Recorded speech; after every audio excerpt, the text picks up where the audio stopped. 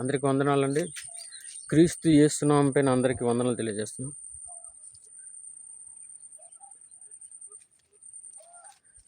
బైబిల్లో ఒక చిన్న మాట మీతో పంచుకోవాలని ఈ వీడియో చేస్తున్నాను. అంటే విశ్వాసులు, అంటే మొదటి శతాబ్దం ఉన్న విశ్వాసులు, నేటి విశ్వాసులు ఏ విధంగా ఉన్నారో ఒక చిన్న డిఫరెన్స్ మనం చూసుకుందాం. మొదటి శతాబ్దం ఉన్న క్రైస్తవులు ఏ విధంగా ఉన్నారు? వాళ్ళు యేసుక్రీస్తే తన లక్ష్యమని, యేసుక్రీస్తే తన జీవితం అని, అంటే భూమి మీద వీళ్ళు ఉన్నారు. కానీ ఈ భూమి మంది కాదు, ఈ ఇల్లు మంది కాదు, ఈ ఆస్తి మంది కాదు, ఈ పిల్లల మంది కాదు అని విడిచిపెట్టి, సమస్తము వాళ్ళు విడిచిపెట్టి యేసు సువార్త చెప్పడానికి వీళ్ళు వెళ్ళేవారండి. ఆ ఊరూరు తిరిగేవారండి. సువార్త చెప్పి అక్కడ హింసలు పడి చనిపోయారు. నేటి మొదటి శతాబ్దంలో క్రైస్తవులు యేసు క్రీస్తు కోసమే బ్రతికారు. యేసే నా లక్ష్యము, యేసే నా జీవితం అనే ఉద్దేశం మీద వాళ్ళు బ్రతికారండి. యేసు క్రీస్తు కోసమే వీళ్ళు బ్రతికారు. వాళ్ళు దేని మీద మమకారం ఉండదు. పిల్లల మీద కానీ, ఆస్తి మీద కానీ, అంతస్తు మీద కానీ, డబ్బు మీద కానీ, మరి సుఖమైన జీవితం మీద కానీ వాళ్ళు మమకారం ఉండదు మొదటి శతాబ్దంలో క్రైస్తవులు. అందుకే కొన్ని వేల మంది విశ్వాసులు యేసుక్రీస్తు కోసం చనిపోయారు అక్కడ. చనిపోవడం అంటే మామూలు చనిపోవడం కాదండి, భయంకరమైన హింస పెట్టి చంపేశారు. యేసుక్రీస్తు నమ్ముకున్న విశ్వాసులను, యేసుక్రీస్తు వెంబడించిన వాళ్ళని భయంకరంగా చంపేశారండి. వాళ్ళకి చావు అంటే ఒక ఆనందం. యేసుక్రీస్తు కోసం చనిపోవడం అంటే ఒక ఆనందం విశ్వాసులకు. కానీ రోజులు మారిన కొలది అలా నేటి విశ్వాసులు ఏ విధంగా ఉన్నారు అంటే 100కి 90% అందరూ స్వస్థతల మీద ఆధారపడి ఉన్నారు. ఒక 10% మాత్రమే యేసుక్రీస్తును నిజంగా వెంబడిస్తున్నారు. అది ఈ స్వస్థతలు పొందిన విశ్వాసుల పరిస్థితి ఏంటి? వీళ్ళు ఈ స్వస్థతలు పొందుతారండి అంటే యేసుక్రీస్తు ద్వారా.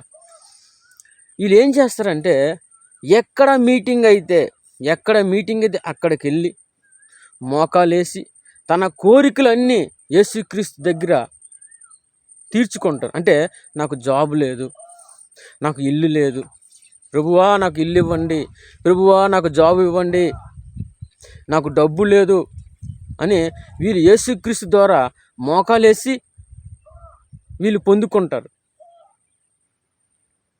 అంటే వీళ్ళకి భూమి మీద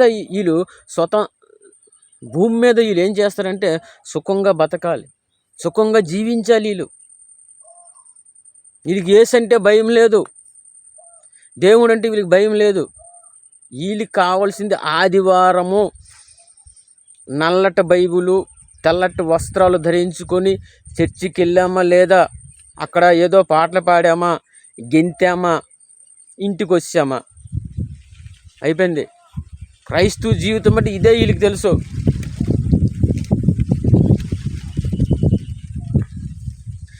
నేటి విశ్వాసులకు క్రైస్తవ జీవితం అంటే ఏంటి వీళ్ళకి తెలియదు బ్రదర్. పోనీ విశ్వాసులకు తెలియదు. కొంతమంది పాస్టర్లు అయినా విశ్వాసులు తెలియపరచాలి. ఆ పాస్టర్లు ఏం చేస్తున్నారు? ఎప్పుడు స్వస్థతలు, అద్భుతాలు, ఆచార కార్యాలు చేసి విశ్వాసులను పాడు చేస్తున్నారు. అంటే యేసుక్రీస్తు యొక్క బంగారమైన మైనము, అంటే పరలోకం వెళ్ళే దారిని ఈ పాస్టర్లు తప్పుగా ప్రకటిస్తున్నారు. విశ్వాసులకు దారి తప్పిస్తున్నారు. కొంతమంది పాస్టర్లు యేసుక్రీస్తు ఏం చెప్పారు? మీరు నా బిడ్డలైతే నాతో కూడా శ్రమ పొంది, నాతో కూడా ఇబ్బంది పడి నా తండ్రి దగ్గరికి వస్తారు. యేసుక్రీస్తు చెప్తుంటే వీళ్ళకి ఈ పాస్టర్లు దీనికోసం ఎప్పుడూ బోధించారండి. ఎంతసేపు పాటలు పాడడం, స్టేజీల మీద డ్యాన్సులు వేయడము, స్టేజీల మీద గెంతడము,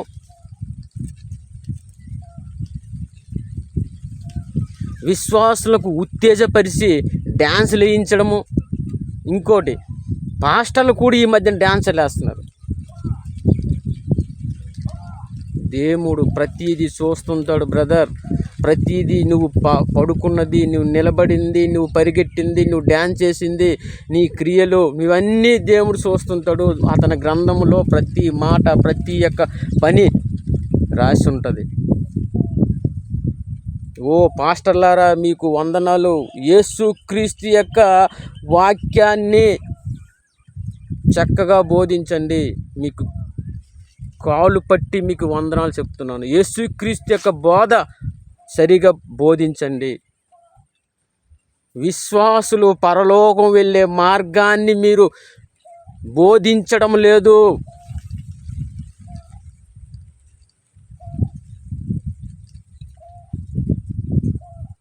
ఈరోజు బైబిల్లో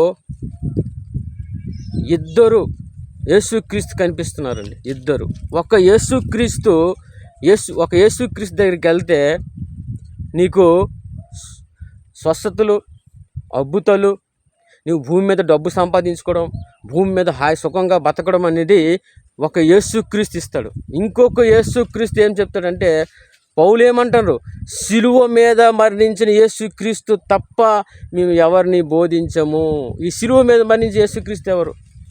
ఈ యేసుక్రీస్తు నమ్ముకుంటే నీకు శ్రమలు వస్తాయి, నీకు ఇబ్బందులు వస్తాయి, నీకు కష్టాలు వస్తాయి, ఈ భూమి మీద అవమానాలు వస్తాయి.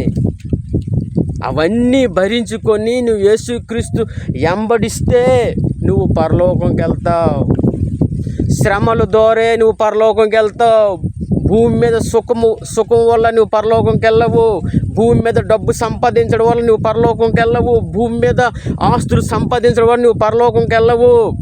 శ్రమల ద్వారా, ఇబ్బందుల ద్వారా, కష్టాల ద్వారా నువ్వు పరలోకంకి వెళ్తావు. యేసుక్రీస్తు ఏం చెప్తున్నాడు? మత్తయి సువార్తలో యేసుక్రీస్తు ఏం చెప్తున్నాడు? ఒకటి విశాల మార్గము, ఒకటి ఇరుకు మార్గము. నువ్వు ఈ భూమి మీద ఉన్నప్పుడు ఏ మార్గంలో నువ్వు ఉన్నావు, ఎక్కడ నువ్వు ఉన్నావు చూసుకో బ్రదర్, సిస్టర్. విశ్వాసులు ఈ భూమి మీద నువ్వు ఉన్నప్పుడు ఏ మార్గంలో నువ్వు ఉన్నావు? విశాల మార్గంలో ఉన్నావా, ఇరుకు మార్గంలో ఉన్నావా? నువ్వు ఒకవేళ విశాల మార్గంలో నువ్వు ఉంటే నువ్వు పరలోకం రాలేవు. అదే నువ్వు ఇరుకు మార్గంలో ఉంటే పరలోకంకి వస్తావు. విశాల మార్గం అంటే ఏంటి? భూమి మీద స్వతంత్రంగా సంతోషంగా జీవించాలి, డబ్బు సంపాదించాలి, ఆస్తి సంపాదించుకోవాలి, ఆయన ఇష్టాసారం ఆయన బతకాలి. అదే విశాలం. అదే ఇరుకు మార్గం అయితే నీకు ఇరుకు మార్గంలో ఇబ్బందులు వస్తాయి, శ్రమలు వస్తాయి, అవమానాలు వస్తాయి, అనేక ఇబ్బందులు వస్తాయి, అనేక శ్రమలు వస్తాయి. అది భరించుకొని నువ్వు ఇరుకు మార్గంకి వెళ్తే పరలోకంకి వెళ్తారు. అక్కడ యేసుక్రీస్తు ఉంటాడు బ్రదర్. అక్కడ యేసుక్రీస్తు ఉంటాడు. అప్పుడు నీకు యేసుక్రీస్తు ఉన్నప్పుడు మీకు శ్రమలు రాదు, ఇబ్బందులు రాదు, కన్నీరు రాదు, ఆకలి ఉండదు. కానీ విశాల మార్గంలో ఉన్నప్పుడు మాత్రము నువ్వు ఎన్ని రోజులన్నీ విశాల మార్గంలో ఉంటావు? మనిషి జీవితం ఏంటి? మనిషి ఎన్ని సంవత్సరాలు బ్రతుకుతాడు? మనిషి ఎన్నేళ్ళ బతుకుతాడు చెప్పండి? మనిషి జీవితం ఏంటి? మనిషి జీవితము గడ్డి పూస లాంటిది. మనిషి జీవితము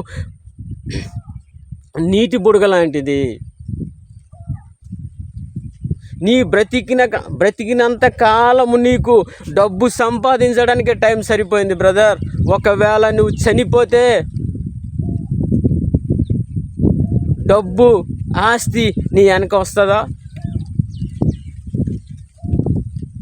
నువ్వు చనిపోతే దేవుడు ముందు నిలబడితే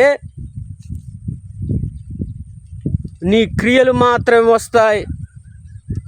నీ డబ్బు రాదు, నీ ఆస్తి రాదు, నీ అంతస్తు రాదు, నీ స్నేహితులు రారు, నీ బంధుమిత్రులు రారు, నీ భార్య రాదు, నీ పిల్లలు రారు.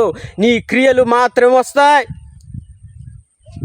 క్రియల బట్టి దేవుడు తీర్పు తీరుస్తాడు. క్రియల బట్టే దేవుడు తీర్పు తీరుస్తాడు. కరోనా టైంలో కొన్ని వేల మంది, కోట్ల మంది చనిపోయారు. కానీ మనకి బతకడానికి దేవుడు అవకాశం ఇచ్చాడు బ్రదర్. ఇంకా మన ప్రాణంతో ఉన్నామంటే అది దేవుడు దయ, దేవుడు కృప వల్ల ఉన్నాం.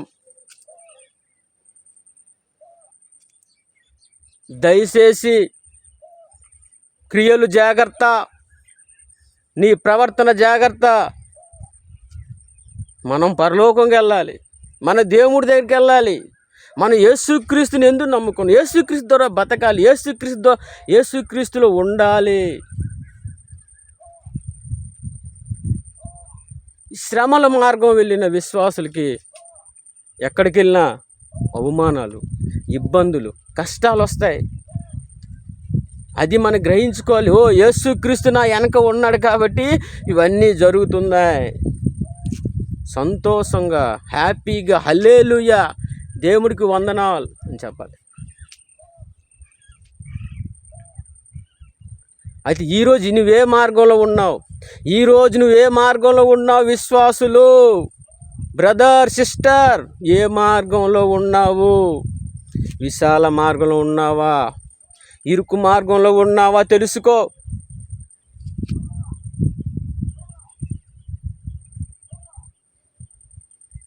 మన లక్ష్యం ఏంటి? మనది ఎందుకు దేవుడిని నమ్ముకున్నాం? మన దేవుడితో యుగాలు జీవించాలి, యుగాలు దేవుడితో ఉండాలి.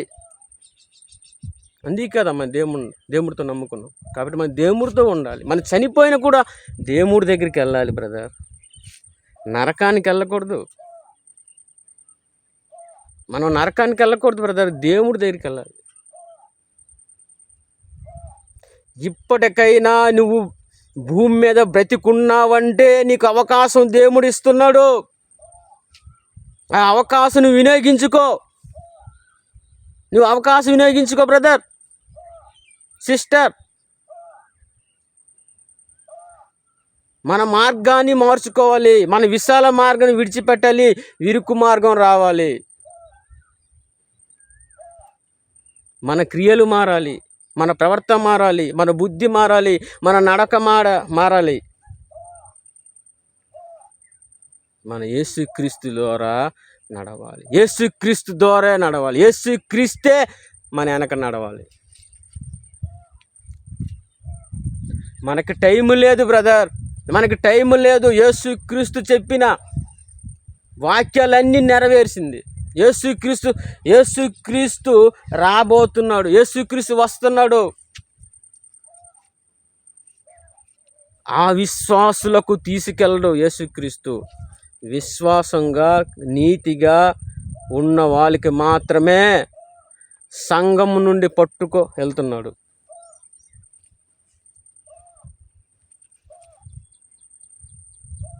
దయచేసి విశ్వాసులారా మారండి, ఇప్పటికైనా మారండి. మనకి టైం లేదు బ్రదర్. ఈ వాక్యము నాకు అవకాశం ఇచ్చినందుకు అందరికీ వందనాలు.